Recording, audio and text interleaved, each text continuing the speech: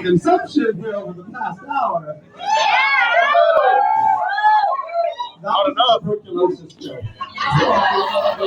But you guys have to cheer tuberculosis. So, but, sadly, like all good things, they must come to an end. So, don't you boo me. You paid me to serve you the booze, damn it. So, I want to end this show with something big, something special. A tale of Poe's that truly captures his headspace, which was not great for the record.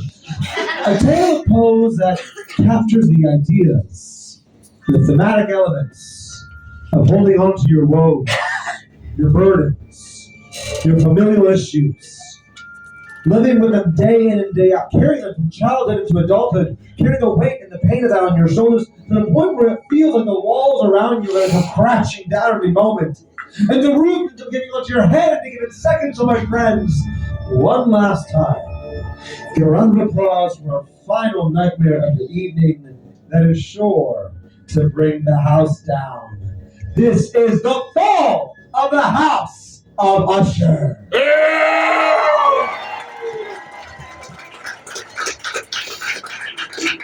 I don't understand.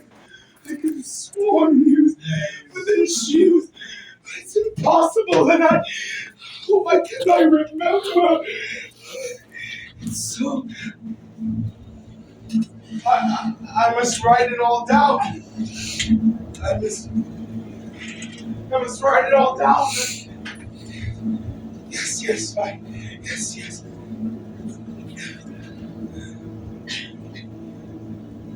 Friday, the 13th day of January, 1839.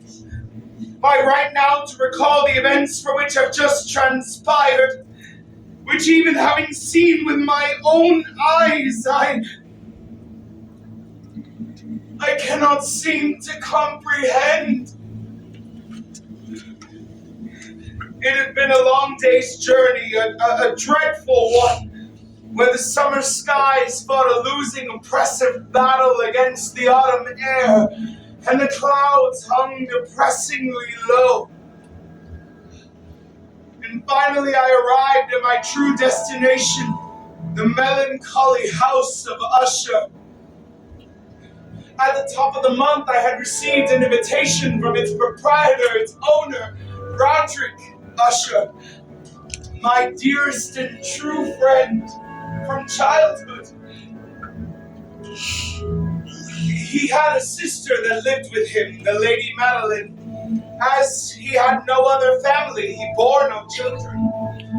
And she was, well, for lack of a better word, she was a bitch. And so I didn't like her very much, but Roderick was my dearest friend.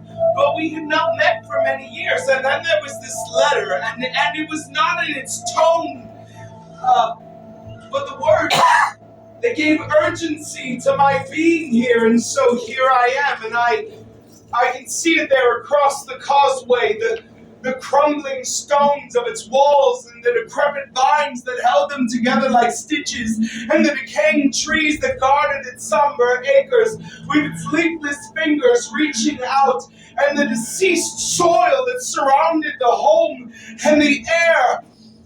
It was thick and suffocated, and it reeked of death. But still, my friend has called me here, and so here I am, and I enter this house of Usher, and to my surprise, its decrepit exterior would match its interior, for there was trash all about, and many musical instruments and books everywhere, as if there were no inhabitants home. And the windows, they were tall, pointed, Gothic, with dark drapes over them, letting in very little light, but what light could be seen there? At the end of the corridor, completely stretched out along the couch, Roderick, my friend. But like a dead man arising from his slumber, he greeted me with a vivacious warmth that I felt quite unnecessary. For you see, he spoke and said,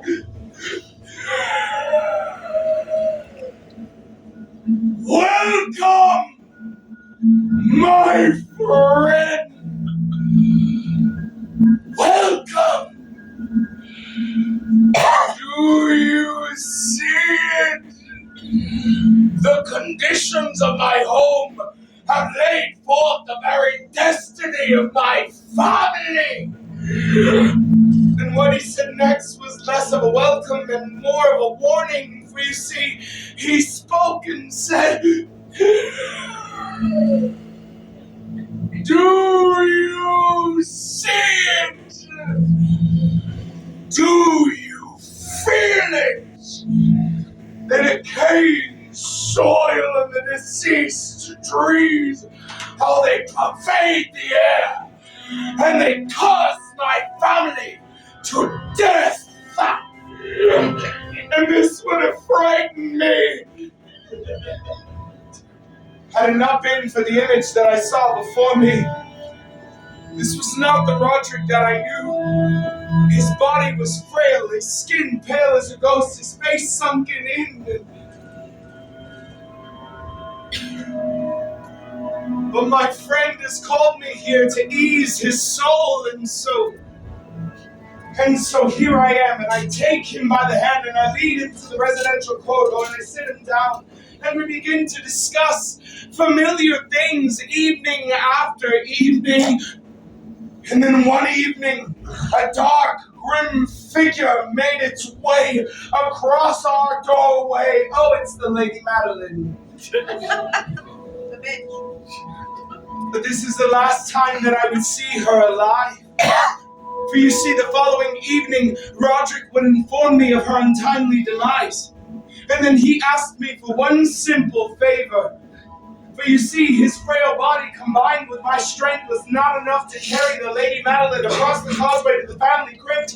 And so he told me of a place he prepared for her. At the end of the corridor, within a vault, there laid a door made of iron that would seal her shut.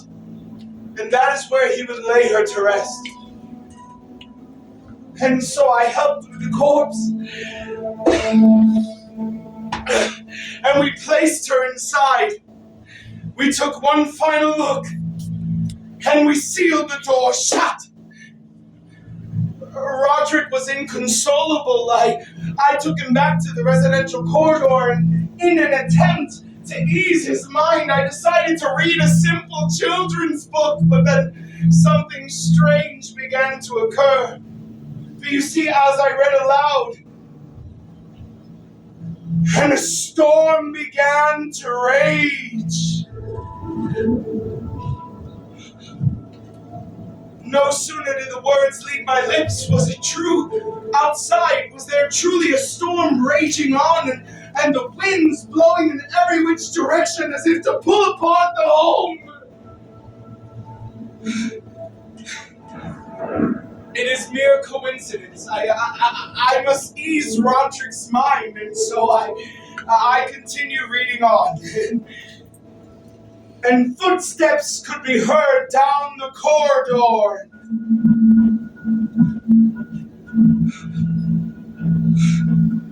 And no sooner did the words leave my lips could you hear the footsteps. And this time, out of curiosity, I decide to take a look, and not an image could be seen down the hallway. But I could hear the footsteps, and by the look on Roderick's face, he too could hear the footsteps. But I tell you, we were the only two within this home, and no, I must ease my mind.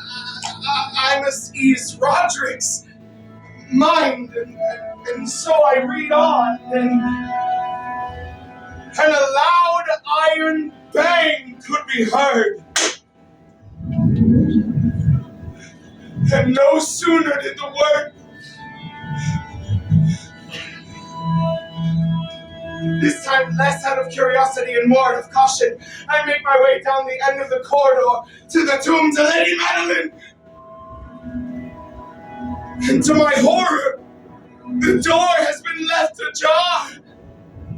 And the tomb, it is empty.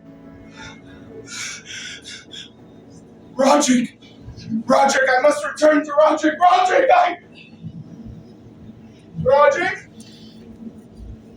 Roderick, where have you gone?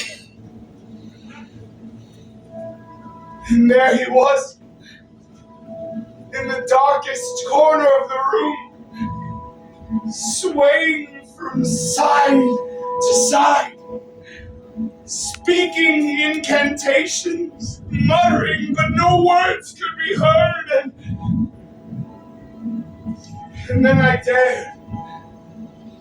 dared raise my lantern to the dark figure that stood behind him, and there it was, the disembodied figure of Lady Madeline. And my friend, who invited me here so that I may ease his pain, I left him and everything in that haunted home. And as I took one final step,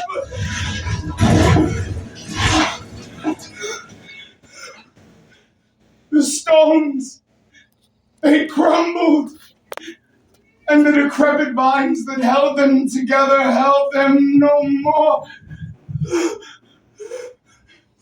And I made my way past the deceased soil and the decaying trees. And I took one look back at what once was and would now forever be the fall of the house of Usher. Someone help! I don't understand, please!